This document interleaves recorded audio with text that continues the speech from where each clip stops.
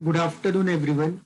Welcome to the class on risk management and derivatives. And in this class, we'll do the first chapter on risk management and derivative, where we'll discuss the very important concept of risk analysis on capital budgeting. So for this topic, our risk analysis on capital budgeting, this will be probably our session number one. So this is our session number one. So we'll try to talk a little bit the theoretical concepts on this. So before we talk about risk analysis on capital budgeting, let's first try to understand the very important term called capital budgeting. So I believe you have studied capital budgeting in your second semester. So either you studied or not studied. So it will be my responsibility to discuss this capital budgeting. So when we talk about capital budgeting is basically made of two words. One is called capital, one word is called capital, and the another word is called budget. It's made of two things. One is called capital, another thing is called budget. So what is capital? Capital is the fund. This capital is the fund which you need for the business. So you know dual entity concepts and all. So in accounts you studied very well. So you know the definition of capital. So capital is the fund, is the money. So it can be in the form of liquid fund, it can be liquid fund, it can be illiquid fund. So it's basically the fund which I require for the working of my business, either to start a business, either to work on the existing business to modernize it or expand it, or either to start a new venture. I need money. Without money, nothing is possible. So the fund what I require, that we call as capital.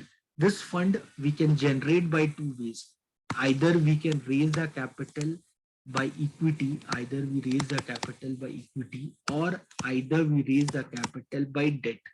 Okay, so capital can be generated either by equity or the capital can be generated by debt. So either you raise capital by equity or either you raise capital by debt. So any mechanism you follow, they have their own advantages, they have own disadvantages. So in second semester, when we are studying the subject called financial management, we spent a lot of time understanding the pros and cons of capital budgeting decisions. Okay, there we studied financial and operating leverage, where we studied different capital structure models like hypothesis or net operating income approach. Okay, so while studying these models, we try to find out the relation between the capital structure of a firm with respect to the value of the firm which they can generate in the market. So how much they're true or how much they are false, again, it varies from example to example. It varies from economic scenario to economic scenario. So when we talk about capital, capital is either about working on equity or it is working on debt. So whenever the capital is raised in the form of equity, so what we basically do, we dilute some part of our ownership. By diluting that some part of our ownership, we make others to be part of our organization. And by making others the part of our organization, we make them responsible for the part and parcel of the future of the organization. While when we talk about debt, in case of debt, the ownership is not transferred. So when we talk about debt, debt is all about borrowing money from the market with an obligation to pay back that money in the future. So in the case of debt, ownership is not transferred. So debt always comes with an obligation. That obligation is called as financial risk, where the risk is that either you get a profit or either you get a loss. You have to pay a fixed amount, which is called as interest. But in case of equity, you don't have that compulsion. In case of equity, if you get a profit, then if you want, you can give some part of profit as a dividend to your shareholder if you want. Otherwise, if you don't give, also not a problem. The money which is being retained, which is called as retained earning, will ultimately will increase the return on equity of the firm, and that way we can be benefited from the increase in the price of stock. So better is the reserve and surplus for the company, and automatically, if you don't get dividend also, Other way, the reserve and surplus of the company will improve, and that way the growth of the firm will be better. So we have studied about these concepts, the relation between all these factors, retained earning and reserve and surplus with respect to return on equity. So we have discussed their relationship. While so I believe you are aware about the capital, you are aware about the pros and cons of raising money by any mechanism of working on capital. Once you get the capital, once you get that capital, so there's a cost what you need to pay whenever you raise capital by equity or you raise capital by debt. So the cost what you pay by raising money by equity is called cost of equity, that I represent as KE, and the cost what you need to pay by raising money in the form of debt is called as cost of debt. So you believe, remember the concepts, the cost of equity, the cost, nothing in this world come for free. So you will pay the cost. Either the cost is there in the form of equity, that is called cost of equity, or the cost you pay in the form of debt, which is called as cost of debt. And the sum total of the cost which you incur whenever you work on capital budgeting decision, that the sum total of that is called WACC, weightage average cost of capital. The formula of that is weight of equity into cost of equity plus weight of debt into cost of debt into 1 minus T. T is the tax rate. Because when you raise money in the form of debt, okay, you have to pay interest. And whenever we pay interest before the payment of tax. So interest always gives us tax shielding advantage. That's why I am multiplying 1 minus T with the debt part.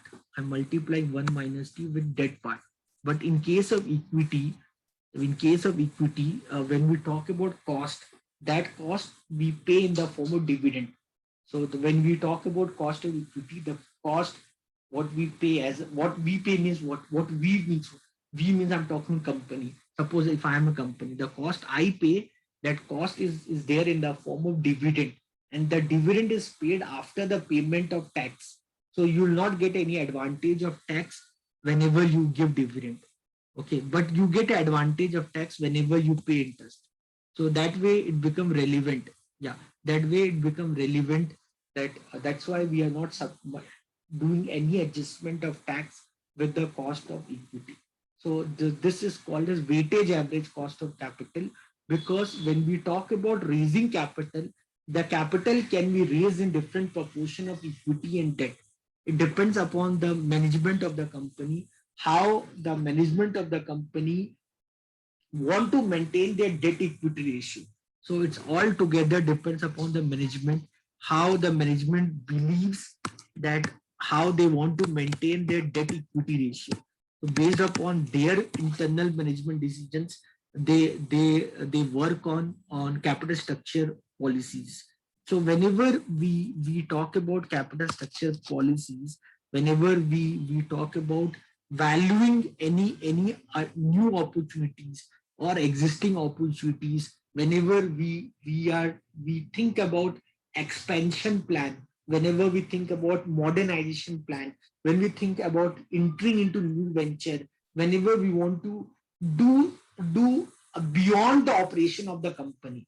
Okay, so there's a when you talk about a firm is going on, so every year the firm come up with their performance we can get to know after we look into the profit and loss statement of the company, when we look into the balance sheet of the company, when we look into the cash flow, fund flow statement of the company, we get to know what is happening with the firm.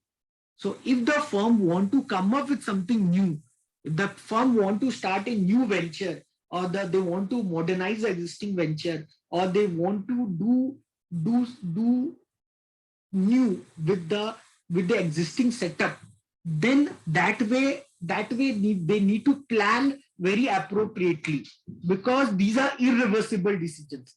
For these decisions you have to put lot of money upfront. The firm has to put lot of money upfront. Those money we called as initial investment. So the firm has to put lot of money upfront, and those decisions when we talk about that money what the firm has to put. Now the alternative way is also there. You can work on leasing, or you can work on another hybrid finance mechanism like hire purchase mechanism. So the other hypothecation, lot of things are there, but I'm talking traditional mechanism. Like traditionally, if you want to do something, you need to put money. Nothing in this world come for free. You have to put money. You have to put money. The money what you're putting is called as initial investment. That money you get in the form of equity plus debt. That is your capital what you're looking for. So the different proportion of equity and debt, that is your capital what you need to put on the venture. This capital, when you're planning to put this capital, you have to understand this is an irreversible decision. Okay, so the problems can happen when, if you're trying to do this. Problems can be, the best example right now is Corona. So no one thought of, imagine if 4 months, 5 months before, someone planned to start a new hotel chain in some part of Bangalore, or someone, I suppose I want to start a new coaching institute for CFA or any other exam. Maybe I was about to start in Corona came. Now nobody will come to my institute. So all the money what I put security deposit, I put lot of benches, I did lot, and all my money will go on toss. I hope you are understanding. So you can understand this scenario. So problem happens. No, problem happens that when we talk about this capital planning, when we think about putting a capital into the business, it's not so much easy. It's not easy. It's not easy in the sense that we are not sure about when we able to get a break even. We are not sure about how the things will happen. So whenever you want to do, you want to plan to come up with a new business, or you want to modernize what you are existing, or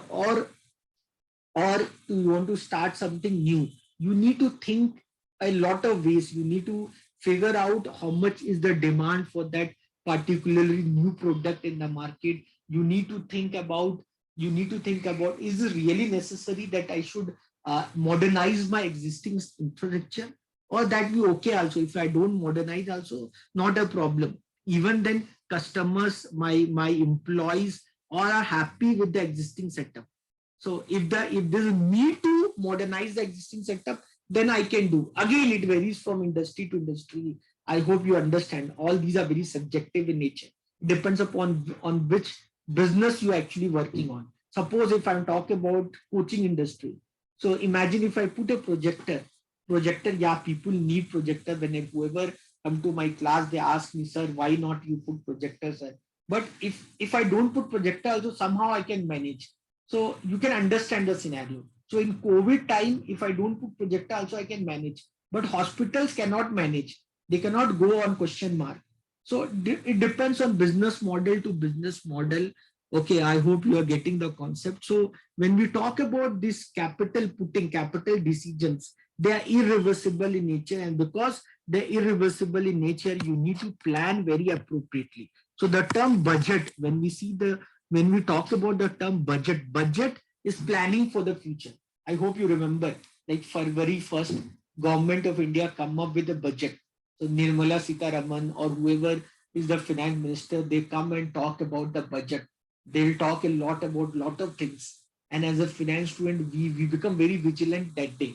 Suddenly we become Harry Potter, and we start roaming here and there and trying to gather as much data as we can gather from the speech of the finance minister, because that budget is very important. That budget is actually the preparation of financial planning of the government of India for the next 1 year, based upon what they have done in last year and what all projections they are projecting for the next 1 year. Like the same way, as an investment decision, when we talk about the decisions what a firm can take, it can be dividend decision, it can be investment decision, it can be profitability decisions. A lot there. So as a decision making scenario, when we are working on here, we need to plan. That planning what we talk about, that planning is all about capital budgeting. So sum total of this word basically means capital budgeting decisions. Okay, so when we do this planning, when we really analyze, is this really logical to do? Okay, out of n option, which option can I go? Because we always have a constraint of capital that is called capital rationing, that we call that term as a capital rationing. So capital rationing basically means there's always there's a limitation of fund available with us. Okay, so we only look for such scenario, we only look for such scenario or such business model which can ultimately will give us the maximum value. So out of n decisions you have, so you have suppose n decisions to work on, you have n decisions to work on, because you have to understand those decisions are basically mutually exclusive decisions. You have to understand that those decisions are basically mutually exclusive decisions.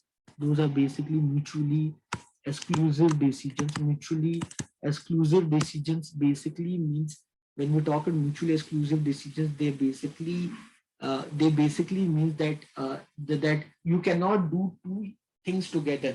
So two decisions or two projects, I cannot put my money in two projects simultaneously. I have limitation of fund available with me, so out of n project, I can only put my money on one project. That basically means mutually exclusive. Such events are mutually exclusive. So I hope you're understanding this term.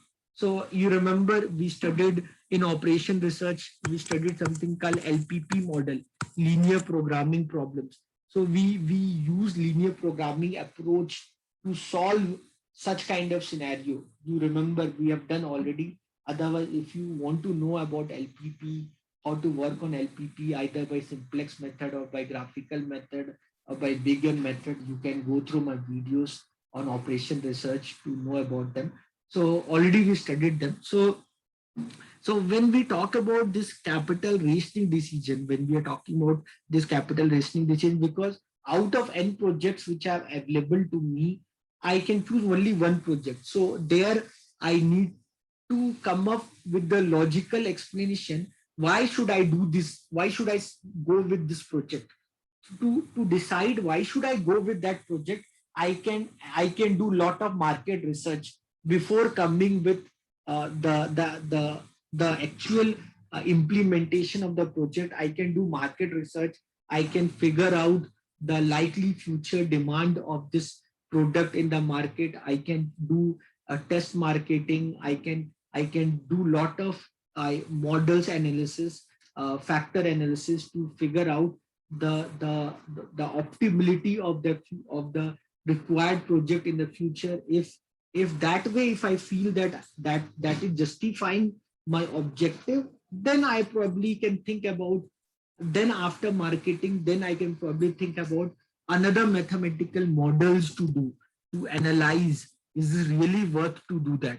So there we apply, there when we work on mathematical model, then we work on the techniques for capital budgeting decisions. There we work on the techniques of the capital budgeting decisions. So when we work on the techniques of the capital budgeting decisions, so there we study techniques like NPV. We study techniques like NPV. NPV stand for net present value. Okay, we talk about IRR, internal rate of return. We talk about techniques like IRR, internal rate of return. Okay, we talk about techniques like payback, payback, payback.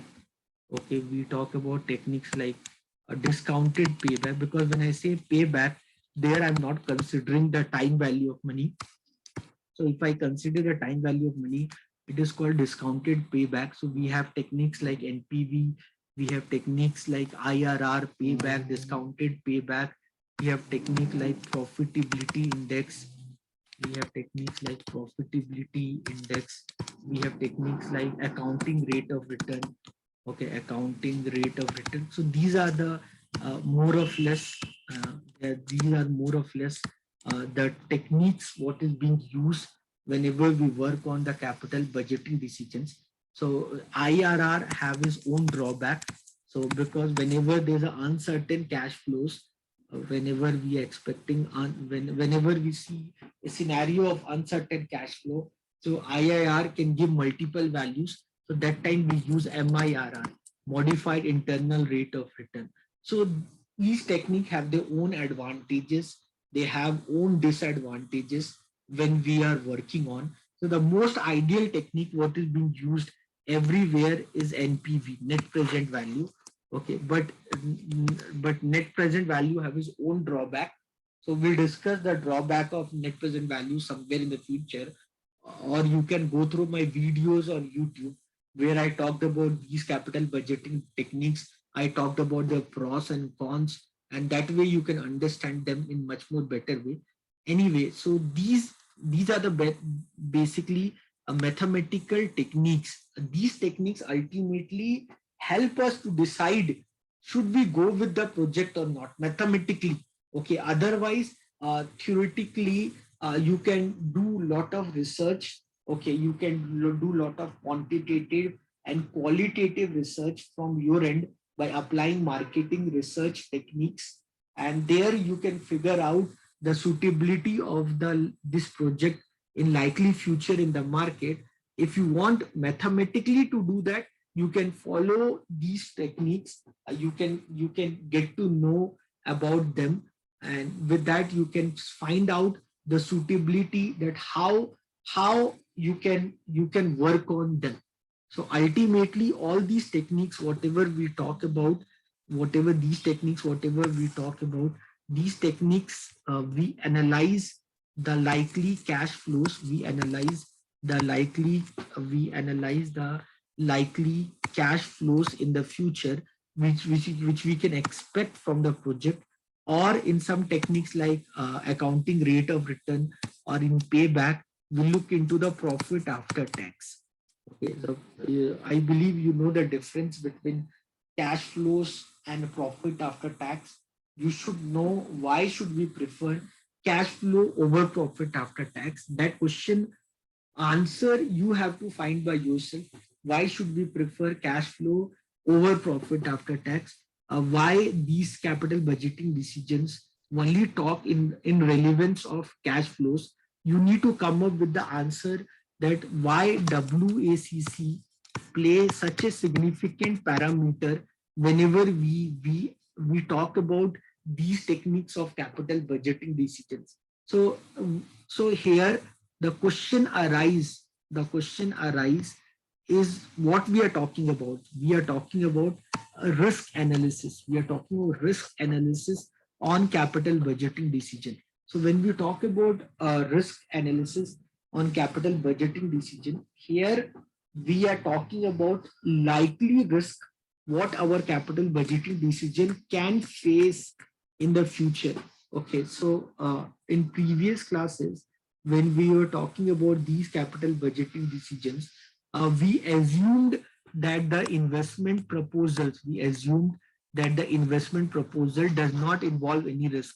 So in the previous classes, when we in second semester, when we studied capital budgeting decisions, we solve all problem as if investment proposals generate cash flows at a definite date every year. But in reality, it is not like that. You may get cash flows at very uncertain period of time, which you yourself not sure about. So that way you need to be more practical in your approach. So this was the assumption. This was basically the assumption of how we studied the capital budgeting decision in second semester. We assume that the capital budgeting decisions or investment proposal does not involve any risk, and the cash flows of the project that can be known with certainty. Okay, but in reality, when you see the real scenario, it is far more different than how we have treated them when we were using NPV or IIR or any other method. Okay, so when we look into the risk, so probably what kind of risk our investment proposal can face. So there can be three kind of scenarios while when we are working on the risk assessment model. So when we are looking into the risk assessment model, so you can say that They're basically three kinds of scenarios which I just now underlined. So which we normally we see. The best case scenario is a scenario where you know the cash flows are certain. You know that when you are getting the cash flows, you're gonna get the cash flows, and that way you can do an appropriate analysis of determining how appropriate is that decision. Okay, that way you can do, that way you can do that part. You can do that analysis from your end. 1 minute. So,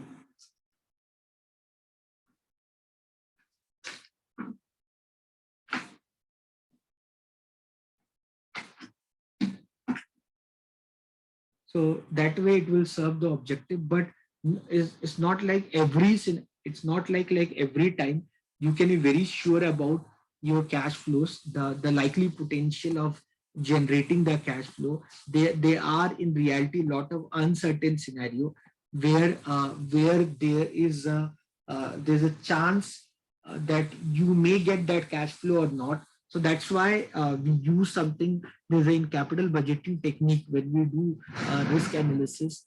We talk in the term of something like certainty equivalent.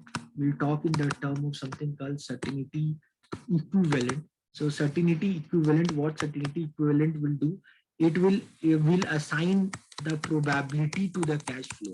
So whatever cash flows we are expecting to generate, will put probability to that. So probability to that means it's not like 100% you'll get that. There's a chance that you may or may not get. So there we use this concept called certainty equivalent, where every year whatever is your likely cash flows which you're expecting to generate, we put an factor to that which we call as a probability, and this mechanism is called a certainty equivalent, where this works under those scenarios where probably the decision making what we talk about, it involve risk. There can be scenario where probably the cash flows are very uncertain, and there you cannot use probability also. So you can understand in reality when you're working on the actual capital budgeting decisions, there there is a chance that you may or may not get that cash flow. There's a chance that you may get the cash flow, but maybe at very unequal period of the time. So all that is actually works in reality. So that's the problem with the theoretical finance model with the real financial model. The theoretical financial model works on a lot of assumptions. Okay, but in reality, in real life, does not works on those assumptions. So we need to be particularly very prepared for these kind of uncertain scenarios in the future, and that's why we are studying this topic or subject called risk analysis on capital budgeting. So this much we'll do in this class.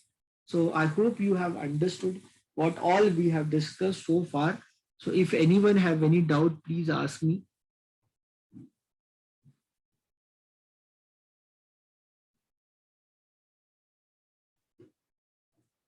Anyone, any doubt?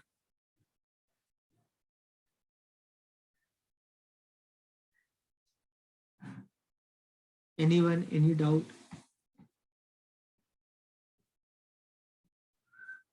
Anyone, any doubt, any question? So I believe you don't have doubt. Whatever I've done so far, you have understood. We'll continue our discussion in next class. Till then, be very safe. Okay, take care of yourself. Study more and more finance. Refer books on Prasanna Chandra, I.M. Pandey, okay, Ashwath Damodaran. So there are a lot of books are there on capital budgeting, not of capital budgeting, financial management or corporate finance. Use those books and try to improve your knowledge on finance. That way it will help you a lot to understand these concepts. So then guys, I like to wind up the class. Thank you everyone. See you all in next class.